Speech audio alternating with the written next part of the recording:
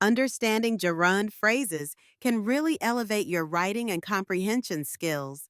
A gerund phrase consists of a gerund, which is simply a verb ending in ing, along with any modifiers or other words that accompany it. The fascinating part? This entire phrase functions as a noun in a sentence. Let's break it down with some examples. Take the sentence, I enjoy reading mystery novels. Here, reading mystery novels is the gerund phrase. The gerund reading is the action, and it's acting as the object of the verb enjoy. Another example is, she loves painting landscapes. In this case, painting landscapes is the gerund phrase. It tells us what she loves to do. Now consider, jogging every morning keeps me fit. Here, jogging every morning is the gerund phrase acting as the subject of the sentence. It's what keeps me fit. Let's look at one more. His constant complaining annoys everyone. The gerund phrase constant complaining is the subject of the sentence, and it's what annoys everyone. Identifying gerund phrases can be straightforward if you know what to look for. First, find the verb in its ing form.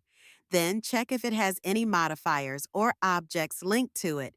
If it's functioning as a noun, whether as a subject, object, or complement, you've spotted a gerund phrase. For instance, in her singing beautifully impressed the audience. Singing beautifully is the gerund phrase. It acts as the subject of the verb impressed. Another tip is to look for the context. If the phrase answers questions like what or who in relation to the verb, it's likely a gerund phrase. For example, in I dislike running in the rain, the phrase running in the rain answers what do I dislike. Let's not forget about the versatility of gerund phrases. They can be used in various ways. In The sound of the waves crashing is soothing, the phrase the waves crashing acts as a noun, describing the sound. Or consider I can't stand his whining. Here, his whining is the gerund phrase acting as the object of the verb stand. In summary, gerund phrases are powerful tools in writing. They add depth and clarity, allowing you to express actions as nouns. So, the next time you write or read, keep an eye out for those ing verbs and their accompanying words.